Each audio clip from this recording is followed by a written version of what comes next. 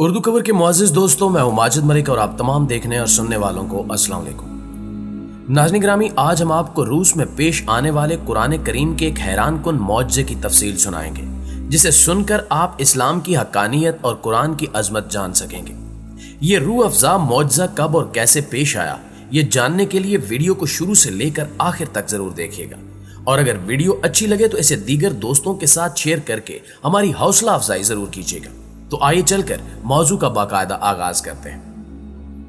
پیارے ساتھیوں، 1973 میں جب روس میں کمیونزم کا طوطی بولتا تھا اور دنیا کہہ رہی تھی کہ پورا ایشیا سرخ ہو جائے گا، تو ان دنوں روس نے اپنے ملک میں بسنے والے مسلمانوں پر سخت پابندیاں عائد کر دیں، جن کی داستان سن کر انسان کے ہوش اڑ جائیں۔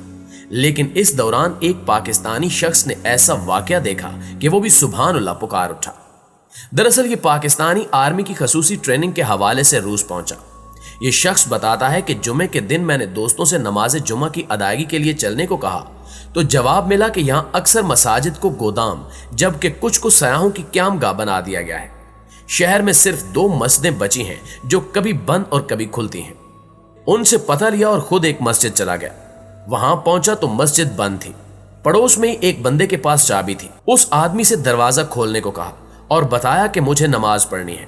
اس نے کہا کہ دروازہ تو میں کھول دوں گا، لیکن اگر آپ کو کوئی نقصان پہنچا تو میں ذمہ دار نہیں ہوں۔ میں نے کہا کہ دیکھیں جناب، میں پاکستان میں بھی مسلمان تھا اور روس کے ماسکو میں بھی مسلمان ہی ہوں۔ پاکستان کے کراچی میں بھی نماز ادا کرتا تھا اور روس کے ماسکو میں بھی نماز ادا کروں گا، چاہے کچھ بھی ہو جائے۔ اس نے مسجد کا دروازہ کھولا تو اندر کا ماحول بہت خراب تھا۔ میں نے جلدی جلدی صفائی کی اور پھر بلند آواز سے اذان دی۔ اذان کی آواز سن کر بوڑھے، بچے، مرد و جوان سب مسجد کے دروازے پر جمع ہو گئے کہ یہ کون ہے جس نے موت کو آواز دی ہے، لیکن مسجد کے اندر کوئی بھی نہیں آیا۔ خیر، میں نے نماز جمعہ تو ادا نہیں کی کیونکہ اکیلا تھا، بس ظہر کی نماز ادا کی اور مسجد سے باہر آ گیا۔ واپسی پر لوگ مجھے ایسے دیکھ رہے تھے جیسے میں نماز ادا کر کے نہیں بلکہ کوئی نیا کام متعارف کروا کر آیا ہوں۔ ایک بچہ میرے پاس آیا اور کہا کہ آپ ہمارے گھر چائے پینے آئیے۔ اس کے لہجے میں خلوص ایسا تھا کہ انکار نہ کر سکا۔ گھر پہنچے تو طرح طرح کے پکوان بن چکے تھے اور سب بہت خوش دکھائی دے رہے تھے۔ اس شخص نے بات جاری رکھتے ہوئے کہا کہ میں نے کھانا کھایا، چائے پی اور ساتھ بیٹھے ایک بچے سے پوچھا کہ آپ کو قرآن پڑھنا آتا ہے؟ بچے نے جواب دیا، جی بالکل، قرآن پاک تو ہم سب کو آتا ہے۔ میں نے جیب سے قرآن کا ایک چھوٹا سا نسخہ نکالا اور کہا کہ یہ پڑھ کر مجھے سناؤ۔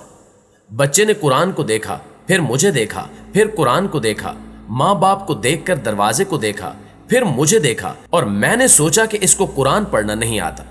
میں نے اپنی انگلی قرآن پاک کی ایک آیت پر رکھتے ہوئے کہا کہ بیٹا قرآن کی یہ آیت پڑھو، اور ساتھ ہی اس آیت مبارکہ کی تلاوت بھی کی، جسے سنتے ہی وہ بچہ فر قرآن پڑھنے لگا، اور وہ بھی قرآن کو دیکھے بنا۔ مجھے حیرت کا شدید جھٹکا لگا کہ یہ تو قرآن کو دیکھے بنا ہی پڑھ رہا ہے۔ میں نے اس کے والدین سے پوچھا کہ حضرات یہ کیا معاملہ ہے؟ انہوں نے مسکراتے ہوئے جواب دیا کہ دراصل ہمارے پاس قرآن پاک موجود نہیں۔ کسی کے گھر سے قرآن پاک کی آیت کا ایک ٹکڑا بھی مل جائے تو اس تمام خاندان کو پھانسی کی سزا دے دی جاتی ہے۔ اسی وجہ سے ہم لوگ قرآن پاک نہیں رکھتے۔ تو پھر اس بچے نے قرآن پاک کیسے حفظ کیا، کیونکہ قرآن پاک تو کسی کے پاس ہے ہی نہیں؟ میں نے حیران ہو کر پوچھا۔ اس کے والدین نے جواب دیا کہ ہمارے پاس قرآن کے کئی حافظ ہیں، کوئی درزی ہے، کوئی دکاندار، کوئی سبزی فروش اور کوئی کسان۔ ہم محنت مزدوری کے بہانے اپنے بچے ان کے پاس بھیج دیتے ہیں اور وہ ان کو الحمدللہ سے والناس تک زبانی قرآن پڑھاتے ہیں، اور ایک وقت ایسا آتا ہے کہ یہ قرآن کے حافظ بن جاتے ہیں۔ کسی کے پاس قرآن کا نسخہ نہیں ہے، اس لیے ہماری نئی نسل کو ناظرہ قرآن پڑھنا نہیں آتا۔ اس وقت ہماری گلیوں میں آپ کو جتنے بچے بھی دکھائی دے رہے ہیں، یہ سب حافظ قرآن ہیں۔ جب آپ نے اس بچے کے سامنے قرآن رکھا تو اس کو پڑھنا نہیں آیا، لیکن جب آپ نے آیت سنائی تو فر سنانے لگا۔ اگر آپ نہ روکتے تو یہ سارا قرآن ہی پڑھ کر سنا دیتا۔ دوستو، یہ شخص کہتا ہے کہ میں نے قرآن کے ایک نہیں کئی ہزار معجزے دیکھے۔ جس معاشرے میں قرآن پڑھنے اور گھر میں رکھنے پر پابندی لگا دی گئی تھی، اس معاشرے کے بچوں کے سینوں میں قرآن محفوظ ہو گیا تھا۔ میں جب باہر نکلا تو کئی بچے دیکھے، ان سے قرآن سننے کی فرمائش کی تو کئی بچوں نے قرآن سنایا، جس پر میرے دل میں خیال آیا کہ کمیونسٹوں نے قرآن رکھنے پر پابندی تو لگا دی، لیکن سینوں میں قرآن محفوظ کرنے پر پابندی نہ لگا سکے۔ تب مجھے اللہ پاک کے ارشاد کی حقانیت سمجھ آ گئی کہ بے شک یہ ذکر یعنی قرآن ہم نے نازل فرمایا ہے और बेशक हम ही इसकी हिफाजत करने वाले हैं। रशिया जैसे इस्लाम दुश्मन मुल्क में कैसे रब अजीम ने अपने पाक कलाम की हिफाजत फरमाई कि बच्चा बच्चा हाफिज बन गया। ये बात भी हकीकत है कि हक ताला ने कुरान करीम की हिफाजत का ऐसा इंतजाम फरमाया कि कोई जदीद से जदीद तर साइंसी ईजाद, शैतानी हरबा या साजिश कुरान मजीद के किसी लफ्ज, हरफ, जेर जबर और पेश में रद्द बदल नहीं कर सकता। मौजूदा दौर तो इंटरनेट का है, मगर जब अंग्रेज शुरू में बरसगीर आए तो ज्यादातर कुरान करीम के कलमी नुस्खों का रवाज था।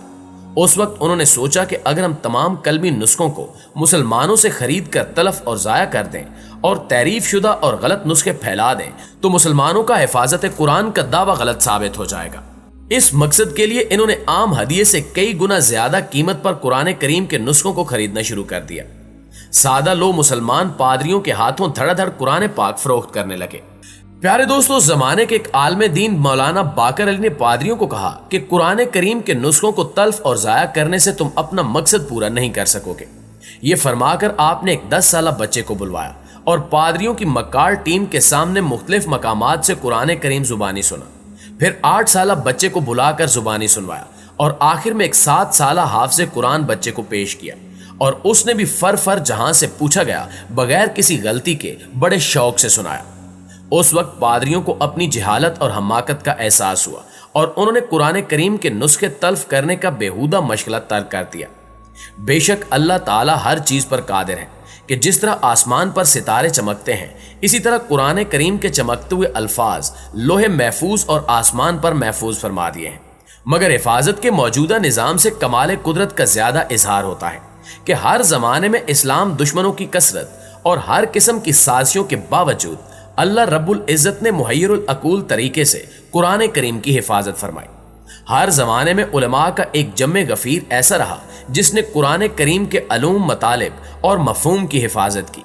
कातबों ने रस्मुल खत की, कारियों ने तर्ज अदा की और कुरान करीम के हाफिज़ों ने इसके अल्फाज व इबारत की वो हिफाजत की कि नज़ूल के वक्त से आज तक एक जेर जबर तब्दील न हो सका और न होगा।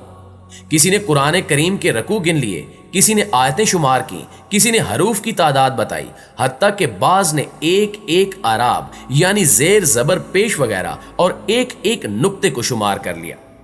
हजूर अकरम सल्लल्लाहु अलैहि वसल्लम के अहद मुबारक से आज तक कोई लम्हा और कोई सात ऐसी नहीं गुजरी जिसमें हजारों लाखों की तादाद में हुफाज कुरान मौजूद न रहे हों। और यही रब का वादा भी है कि वो खुद कलाम इलाही की हिफाजत फरमाता है और कयामत तक फरमाता रहेगा। जी तो दोस्तों, ये थी हमारी आज की वीडियो कैसी लगी कमेंट करके हमारे साथ शेयर जरूर कीजिएगा। इंशाल्लाह आपसे मुलाकात होती है अगली वीडियो में। तब तक अपना और अपने प्यारों का ढेर सारा ख्याल रखिएगा। अल्लाह निगहबान।